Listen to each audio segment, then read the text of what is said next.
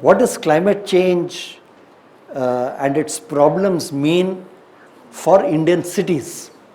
Yeah, and so I don't think I need to explain that cartoon at all. I think it speaks for itself that we've all been hiding our head in the sand like the proverbial ostrich at these problems which are staring us in the face, and here's an attempt to take our heads out of the sand for a little while and see what is going on around us. You will hear a lot of talk about rapid urbanization in India. We already have 33% population now living in urban areas, and this is going to reach about 50% by the year 2050. Yeah? Half our population is going to be in urban areas. We also know that 70% of energy which is used today is used in urban areas. So energy consumption patterns, mostly in urban areas, in buildings like we discussed earlier, in very poor urban planning. Urban planning is done in such a way that people have to travel long distances to get from residence to place of work. The more they travel, the more energy is spent in transportation, the more emissions are generated. Lopsided transportation that we have spoken of a little bit. Very high generation of municipal solid waste, which we all know has become a major problem in this country. All these highlight the need and the potential for mitigation, that is to reduce carbon dioxide generated by all these activities, and they also underline the inequality that persists in energy access. Who bears the burden of all this? Who travels more? Who has to undergo more stress in terms of energy is highlighted by this. Second aspect, first is how to control amount of carbon dioxide.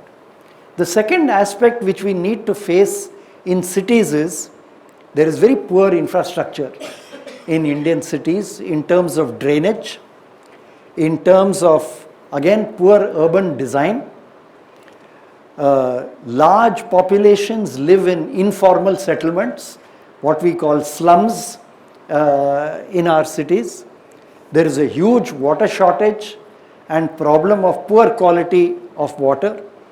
There is what is called the urban heat island.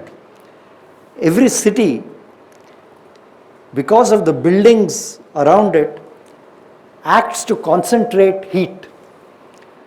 So the city itself is hotter than the surrounding areas. This was very clearly shown in Bangalore city when the new airport was built in Bangalore. The Met office in the heart of Bangalore was 1.8 degrees C higher than the Met reading in the Bangalore airport. This 1.8 degree difference, 0.8 degree is because of climate change, because the entire area is going up, and 1 degree is contributed just by the urban heat island effect, the effect of the heat generated inside the city. All these problems are known, and it is also known that with more climate change, these problems are going to get worse. There is therefore a need for a lot of adaptation activity, or to put it another way, to build resilience. Resilience means the ability to withstand these problems that we know are going to get worse with climate change. As I said, 60 to 80% of energy is used in urban areas, and therefore emissions also. Only 5% of this energy is used by the poorest 20%, whereas 60% of this energy is used by the top 20%. We don't need to illustrate this. You look at the slum areas and you look at one of the richest men in the world and the richest man in this country who lives in a 26-story apartment building in Bombay. where the 14th floor has what is called an Arctic chamber. It's called an Arctic chamber because the whole of 14th floor is maintained at the temperature level of the Arctic pole. So when the family of the industrialists wants to have a holiday in the Arctic, they don't need to fly to the North Pole. They can take an elevator up to the 14th floor and experience minus 40 degrees centigrade. And to the best of my knowledge, this entire building is occupied by husband, wife, 2 children and 2 dogs. Just showing the inequality that exists in terms of energy consumption. In Delhi today, in my city, peak energy consumption, electricity consumption in summer is 6,200 megawatts. That's last year's figure. Out of this, 50% goes into air conditioning alone. 50%. It's not a small number. 15 years ago, there were no air conditioners in Delhi. Today, in my neighborhood, each house has got 5 air conditioners, including one in the bathroom. Yeah? A house which has 1 air conditioner now wants 2. A house which had an air cooler now wants an air conditioner. This is going up, and we are creating cities and making buildings that cannot function unless you have air conditioning in them. So focus on energy generation alone is not the answer. We must focus on how this energy is used. And most of this is used in urban areas, so we need to reconceptualize how we organize life in our cities. 29% of electricity we used is used in residential buildings, and this is growing this sector at 10% per annum, and in commercial buildings, which is growing at 8% per annum. And as I was saying in the morning, 50 to 70% of this urban housing stock is still to be built. So if you don't take action now, the carbon consumption pattern of these buildings is locked for the next 50 years. I'm not going to build a house or buy an apartment every second year. Once I've bought an apartment, that's it. For the next 50 years, I'm done. Yeah? So as I said, the ECBC norms are only for the large buildings, etc. can be done. Energy saving mandates can be done for the apartment buildings, and wherever you want, you can build in exemptions for the LIG category, for low income groups, for small buildings, etc. All this can make a huge difference in demand, and can reduce the amount of energy consumed. If I am saying peak demand in Delhi is 6,200 megawatts, imagine if I can reduce that to 5,000 megawatts or 4,500 megawatts. That means next 3 power plants I don't need to build. So instead of only thinking about how many more power plants do I need to build, if I can save that much energy, I can knock out 3 more new energy plants that I need to. Some of the other issues pertaining to energy, to electricity, is the need for universal grid connectivity in cities. Even today, 30% to 50% of households, even in large cities, are not connected to the grid. Electricity supply है ही नहीं. You're told कि slums में है, कौन पैसा इकट्ठा करेगा, who is going to collect the money, there is no way of collecting money, etc., etc. But in Delhi, the new government came with the new Delhi government came with a radical platform of giving free electricity to the lower income groups. Strangely enough, contrary to most public predictions, it's working. They are giving what are called lifeline connections to anybody consuming less than so many units of electricity. They are giving free power. It's not making a big difference to the Delhi government's budget. They are spending about 450 crores per annum, which, considering the Delhi government's budget, is a drop in the bucket. And they are finding it easy to afford that problem. In Delhi, we have another peculiar problem, and I'm sure this applies in many other cities, which is you have a building in which there are 10 tenants. One room is occupied by one student, 2 rooms here are occupied by one family, 3 rooms on the second floor are occupied.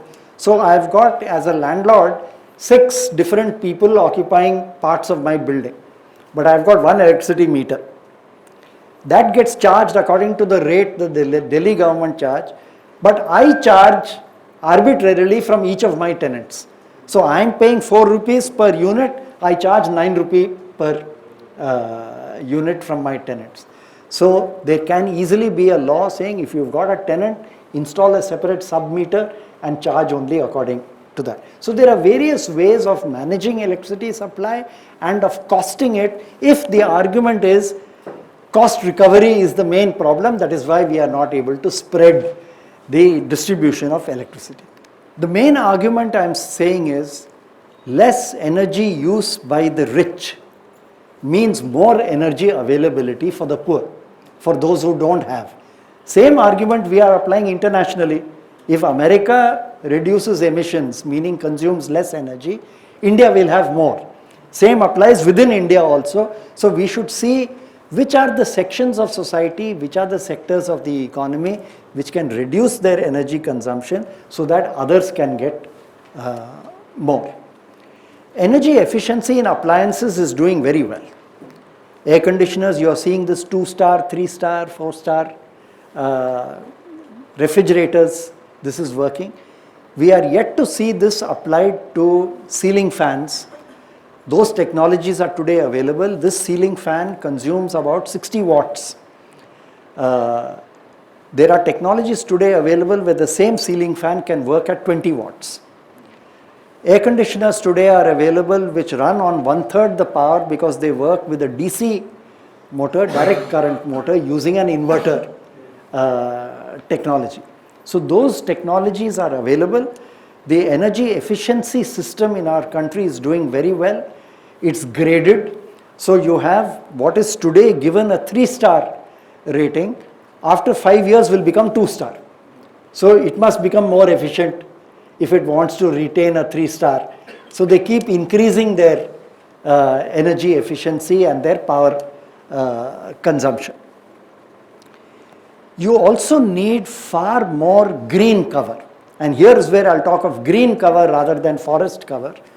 This is an aspect which we neglect when we build cities.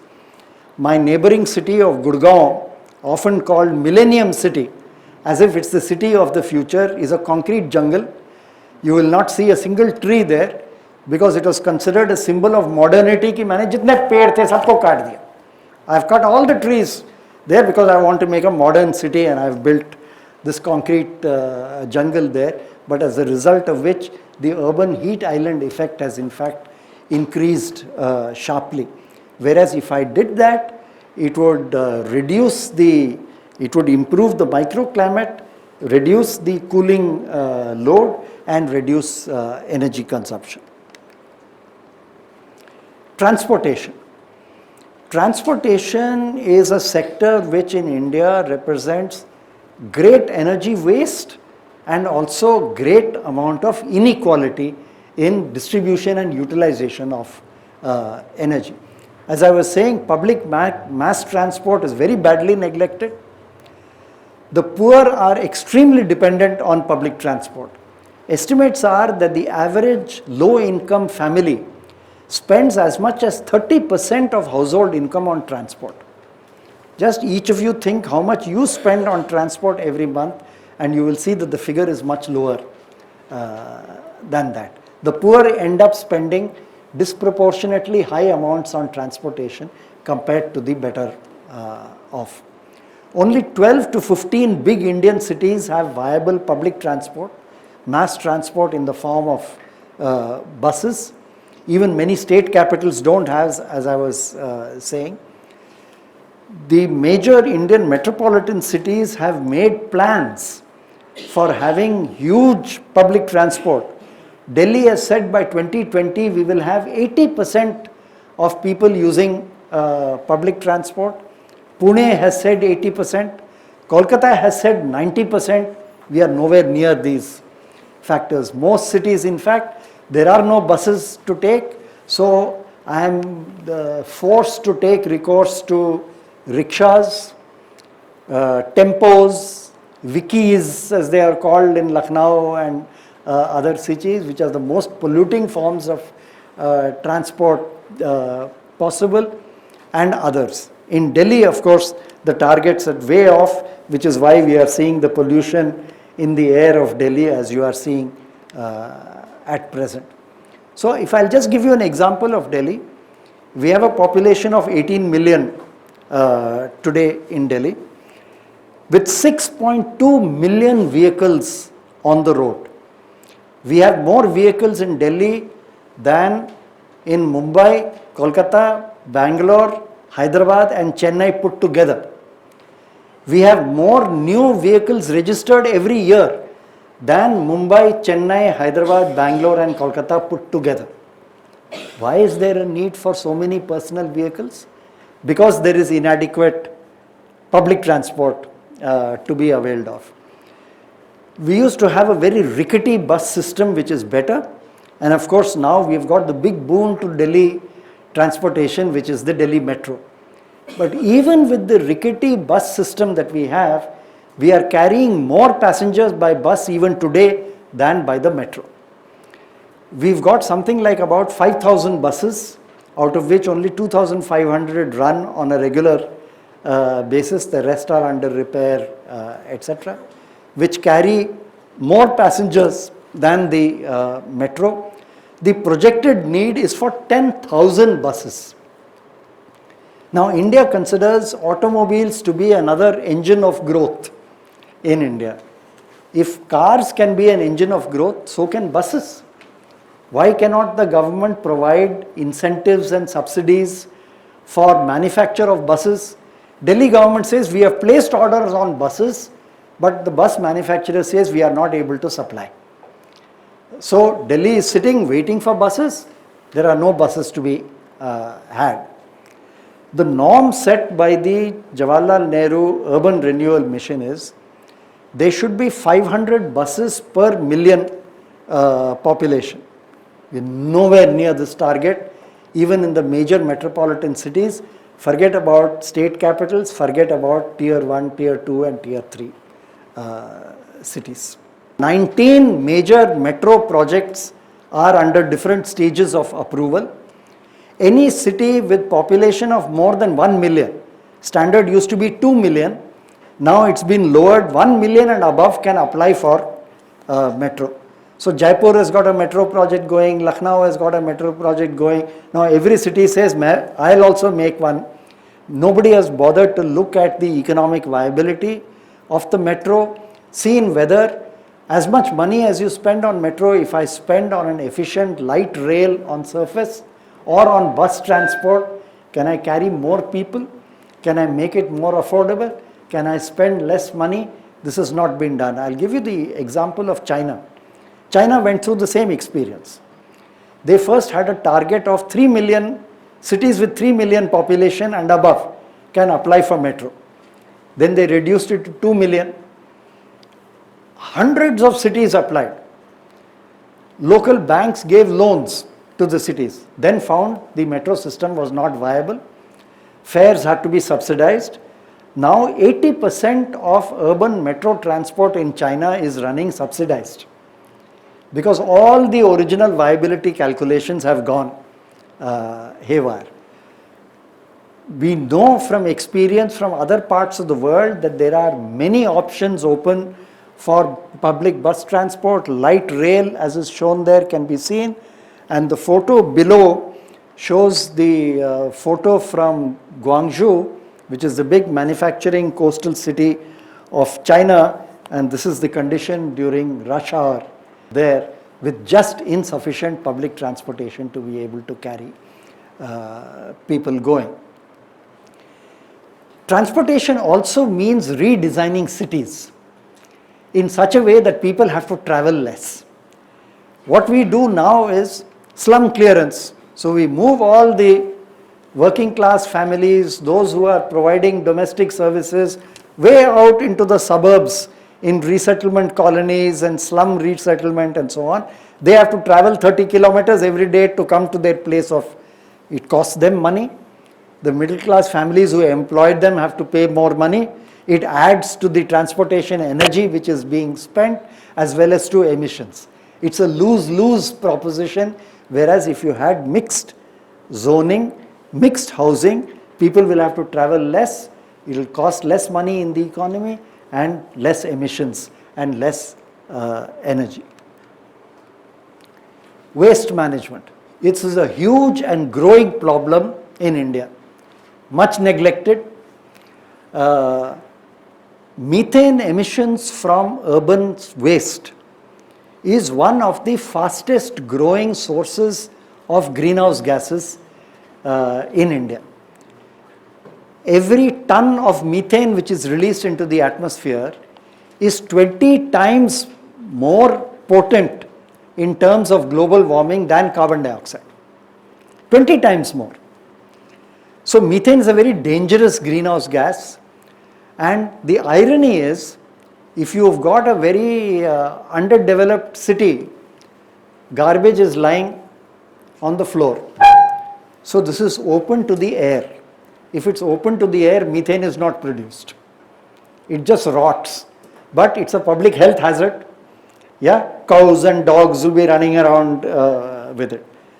The minute that town starts developing a little bit, then it says now we must have a landfill. They put it in a landfill and make a big mountain out of the garbage. The garbage buried below does not have access to air. It starts generating methane.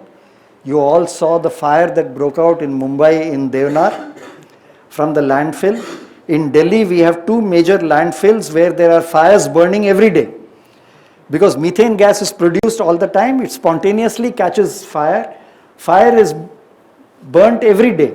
Whereas you can convert this methane, this landfill area into methane, use the methane gas, prevent it from escaping into the air, and at the same time keep the city clean, which we are not doing.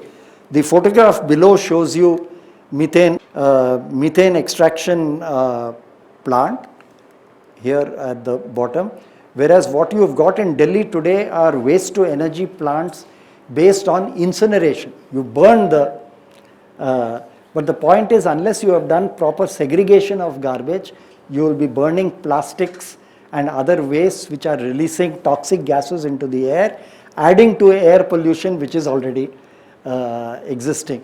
Supreme Court has ruled against this plant, which however continues to operate in Delhi in the Okhla area. Other climate impacts and vulnerabilities. What is likely to happen with climate change in cities? We all know that extreme weather events are going to increase. You will get periods where you will have extreme rainfall, 200 millimeters per day or 300 millimeters per day. We saw the big rains in Mumbai 10 years ago. We saw the rains in Uttarakhand 3 years ago. We saw the rains in Chennai a couple of years ago. These are increasing in frequency and getting more deadly every time they occur. And this is a global pattern. Water shortage is going to get worse, especially groundwater is going to deplete rapidly with climate change, and we are already suffering from depletion of groundwater. We are going to face food shortages, coastal erosion. All coastal cities are going to be affected badly. Urban areas are going to be subject to migration, both from rural areas where agriculture is affected as well as from coastal areas, because coastal cities are going to get inundated by this. There will be a rise in vector-borne diseases. I must tell you, I was in London 2 winters ago, and in the month of October, to my great shock, I was bitten by a mosquito in the city of London. It's never happened to me before, but mosquitoes are proliferating in Europe. Southern Europe has already started seeing incidences of malaria, which gives you an idea of the increase of vector-borne diseases, and we have already seen the spread of dengue and chikungunya and other such vector-borne diseases in our country, because the higher the temperature, the happier the mosquitoes and the vectors are. climate vulnerabilities, those who are vulnerable already will become more vulnerable with climate. So, though climate vulnerabilities add on to pre-existing vulnerabilities in society. The water crisis, we all know, let me just spend a minute about this. At the time of independence in India, the amount of water available per capita, 60 years ago, today amount of water available per capita is less than half of that. WHO defines India as a water stressed country already, and by 2050 we are slated to be a water scarce country. Inequity in water access is already very bad and is worsening in cities. Slum areas get less, richer areas get more. If those who pay are going to be given more water, this problem is going to get worse. Groundwater in all cities and in rural areas is today being extracted at twice the rate of recharge from the rains. And water recharge in cities is being hampered by construction over the areas of recharge. In Delhi, we have two areas. There is the ridge area, which is the hill areas, and there is the river bed of the Yamuna. Over both these, we have made constructions.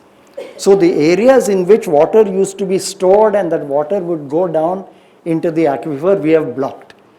And part of the floods in Chennai are because all the routes for drainage of the water have been blocked, so there is nowhere for the water to go. So this is as much a man-made disaster as it is due to nature and heavy rainfall. All other infrastructure is being damaged. I have shown you here three pictures. The photograph at the bottom shows raw sewage being discharged into the Yamuna in Delhi.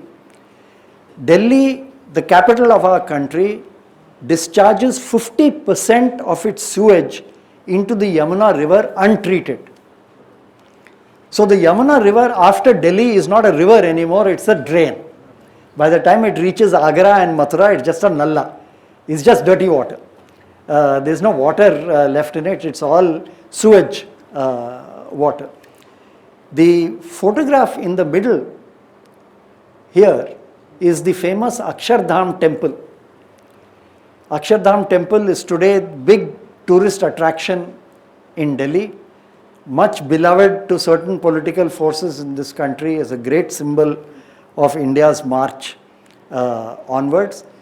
Akshardham temple has been built over the protests of large number of civil society organizations and the opinions of planners in Delhi, because it is situated directly above the Yamuna floodplains.